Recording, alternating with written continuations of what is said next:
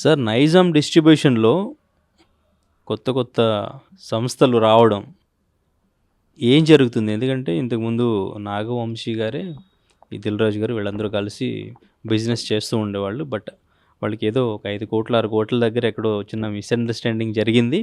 So, తర్వాత ఆయన బయటకొచ్చేసారు. ఇప్పుడు కొత్త కంపెనీతో టై అప్ అయ్యారు అనేది వినిపిస్తుంది. అసలు నైజాం డిస్ట్రిబ్యూషన్‌లో అంటే ఇప్పుడు సినిమాలకు కూడా మంచి మార్కెట్ జరిగేలా ఉంది. ఈ కాంపిటీషన్ వల్ల కొంచెం రేట్లు కూడా పెంచుకుని ఇవ్వడానికి పాసిబిలిటీస్ కనిపిస్తూ ఉన్నాయి. అండ్ ఇంక ఇప్పుడు రీసెంట్‌గా 'టాక్సిక్' 120,00,00,000కి దిల్ రాజు గారు తీసుకోవడం. నెక్స్ట్ 'ధురంధర్ 2' ఉంది. 'ఉస్తాద్ భగత్ సింగ్' ఉంది. సో, ఎలా ఉండబోతుందంటారు నైజాంలో? అంటే ఒకటండి, ఒకప్పుడు మోనోపల్లి ఉండే.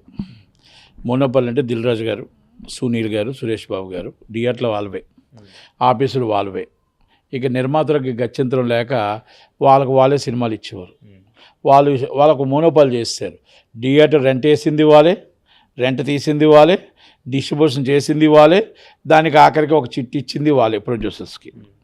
దాంట్లో వస్తుంది కదా, బాధ అనిపిస్తుంటుంది కదా, షేర్ల అమౌంట్లు కరెక్ట్ టైంకి రాక, లేకపోతే ఏదో డిస్ప్యూట్స్, లేకపోతే సోన్సో అమౌంట్లు టైంకి రాక, అకౌంట్స్ రాక ఏదో జరుగుతుంటే ఒక మైత్రి బయటకు వచ్చింది, ఒక ఆఫీస్ పెట్టింది.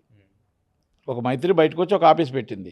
మైత్రి పెట్టిన తర్వాత ఒక నాగవంశీ గారికి ఏం ప్రాబ్లం వచ్చిందో, ఆయనకి అకౌంట్స్ అయితే తేడా రావడం, డబ్బులు లేట్ అయ్యిందో, ఏదో సంథింగ్ వాళ్ళకున్న ప్రాబ్లం. బయట ఇదంతా రూమర్ అవ్వచ్చు, నిజం అవ్వచ్చు, ఏదైనా అవ్వచ్చు. దిల్ రాజు గారి ఆఫీస్ నుంచి బయటకు వచ్చారు.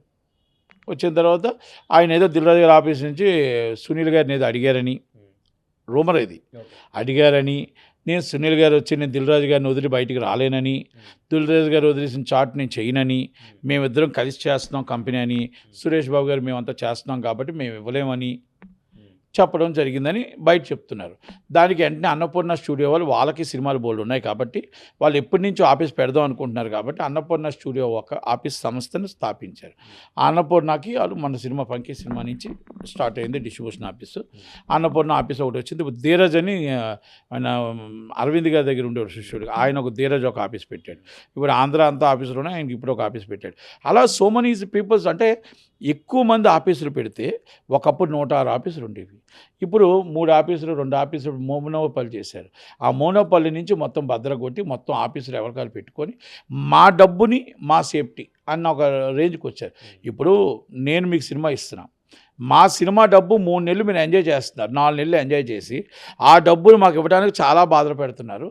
ఆ డబ్బు డైరెక్ట్గా మేము ఎగ్జిబ్యూటర్కి మేమే సినిమా చేసుకొని ఆ డబ్బు మా కాడికే డైరెక్ట్గా వస్తుంది కదా, మా దగ్గర ఉంటుంది, మీకు ఇచ్చి కమిషన్ ఇచ్చి మీ డబ్బు ఇవ్వక అన్న ఒక ఫీలింగ్లోకి వెళ్ళారు producers, is a running producers.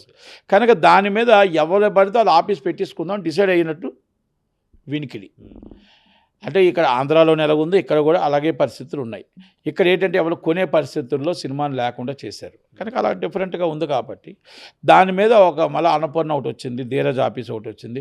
ఇక so many peoples office already గీత ఉంది. ఇలా సో మెనీ పీపుల్ ఆఫీస్ వస్తూనే ఉన్నాయి. అందుకని ఆఫీసులో రావద్దు, రావాలి. అయితే దిల్ రాజు గారికి ఇది బ్యాడ్ అని చెప్పుకోవచ్చు, బ్యాడ్ పీరియడ్ అని చెప్పుకోవచ్చు. హీరోలు డేట్స్ ఇవ్వట్లేదు, ఆఖరికి డిస్ట్రిబ్యూషన్ సినిమాలు ఇవ్వట్లేదు. కనుక ఎందుకు దేనికైనా అడగటానికి లేదండి. ఒక్కొక్క టైం ఒక్కొక్కరికి వస్తుంది. ఎంఎస్ రాజు గారికి ఒక టైం వచ్చింది, అలాగే సో మెనీ ఆర్టిస్ట్ భోగవల్ ప్రసాద్ గారికి ఒక టైం వచ్చింది. అలా చాలామందికి ఒక టైం వస్తుందండి. ఆ టైం దిల్ రాజు గారు ఒక నెంబర్ 1 ప్లేస్కి వెళ్ళారు. తర్వాత ఇప్పుడు డౌన్ఫాల్ అయింది. తర్వాత ఎందుకు డేట్స్ ఇవ్వట్లేదు అని అడగటానికి ఎవరికి లేదండి, ఎవరి ఇష్టం వాళ్ళది.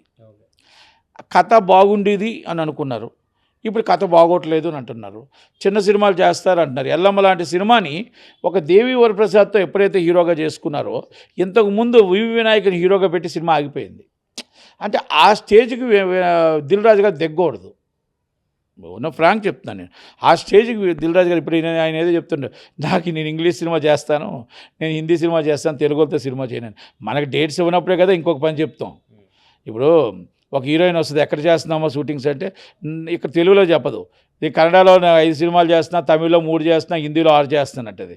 తెలుగులో ఏం చేస్తున్నావు అంటే ఇప్పుడే వచ్చానంటే ఫస్ట్ సినిమా మీదే అంటది.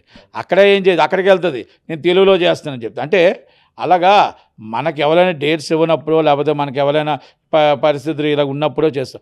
డిస్ట్రిబ్యూషన్ మీకు ఇవ్వట్లేదు కాబట్టి ఒక సినిమాని హై రేట్కి కొనుక్కొని తెచ్చుకున్నారు. ఇప్పుడు టాక్సిక్ 120 కోట్లు అంటే ఇక్కడ వర్కౌట్ అవుతుంది. 120 కోట్లు కాదురండి. ఆయన ఎస్ గారికి బ్యానర్లో వేరే వేరే సినిమాలు రామాయణం అన్ని సినిమాలు కలిపి 20 కోట్లు అడ్వాన్స్, 120 కోట్లు అడ్వాన్స్గా ఇస్తున్నారు, తీసుకుంటున్నారు. అయితే ఇక్కడ మనీ కోసమే వచ్చింది, పేమెంట్స్ ఏదో టైంకి రాలేదో ఏదో అని వచ్చింది. ఓకే సార్, ఎవరి ఇష్టం వాళ్ళదండి. ఇది కంటెంట్ ఈజ్ ఆల్ది, కంటెంట్ వాళ్ళ ఇష్టం వచ్చినా ఎవరికి ఇచ్చుకోవచ్చు, రైట్ ఉంది. మీరు మొన్నటిదాకా మాకు ఎవరు లేరు, నేనే కింగ్ అన్నారు.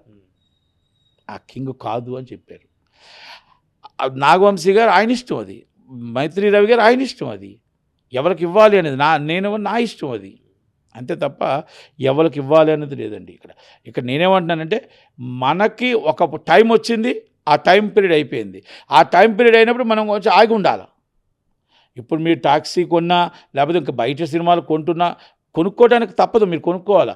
ఈరోజు మీకు డిస్ట్రిబ్యూషన్ సినిమాలు మళ్ళా మీకు ఈ 4-5 సంవత్సరాలు మీకు సినిమాలు ఇస్తేనే మనుగడ సాధిస్తారు. ఇప్పుడు బాలయ్య బాబుతోనే మొన్న అఖండ సెటిల్మెంట్లు చేశారు, బాలయ్య బాబుతో ర్యాపో మెయింటైన్ చేస్తున్నారు. ఏ ప్రయత్నం చేసుకుంటున్నారు డేట్స్ కోసం. సినిమా ఉంటుంది అంటున్నారు కదా బాలయ్య బాబు. ఏమండి, బాలయ్య బాబు డేట్స్ ఇచ్చి సినిమా రిలీజ్ అయిందాక, ఆయన సినిమా స్టార్ట్ అయిందాక ఆయన ఎవరికి ఇస్తారో అనేది తెలియదు. ఎందుకంటే అందరికీ ఫుల్ బిజీగా ఉన్నారు ఆర్టిస్టులు. కనుక మధ్యలో దిల్ రాజు గారు దూరుతారని నేను అనుకోను, అది అవుతుందని నేను అనుకోను. అంటే నేను ఉన్న ఫ్రాంక్ చెప్తున్నా, బాలయ్య బాబు గారికి డేట్స్ చాలా సినిమాలు ఉన్నాయి కాబట్టి దాంట్లో మధ్యలో దిల్ రాజు గారికి వస్తుంది, ఇప్పుడే ఈ సంవత్సరంలోనే డేట్స్ వస్తాయని నేను అనుకోను. ప్రయత్నం చేస్తున్నారు అందరితో టాప్ హీరోలతో సినిమా తీశాడు ఆయన. హీరో టాప్ హీరోలు ఎందుకు రానివ్వట్లేదు, టాప్ హీరోలు ఎందుకు డేట్ ఇవ్వట్లేదు, ఒక చిన్న హీరో కూడా ఎందుకు ఇవ్వడం, ఎల్లంలో ఒక దేవిశ్రీ ప్రసాద్ ఎందుకు పెట్టాల్సి వచ్చింది, మరి అదే సినిమాని మనం వివి వినాయక్ గారిని గట్టిపెట్టి ఎందుకు ఆగిపోయింది. ఇవన్నీ జనాల ప్రశ్న, నాది కాదు ఇది ఇండస్ట్రీలో లోకలు ఇండస్ట్రీలో డిస్కషను. గణపతి కాంప్లెక్స్ నుంచి మణికొండ నుంచి ప్రతి ఒక్కటి డిస్కషన్ అంతా మీరేం చేస్తున్నారు, సోషల్ మీడియాలో ఎక్కిస్తూ ఉన్నారు. ఎక్కిస్తూ ఇలాగైపోయిందంట, అలాగైపోయిందంట, ఇదంట అదంట, నాగవంశీకి ఇంత బాకీ అంట, అంత బాకీ అంట.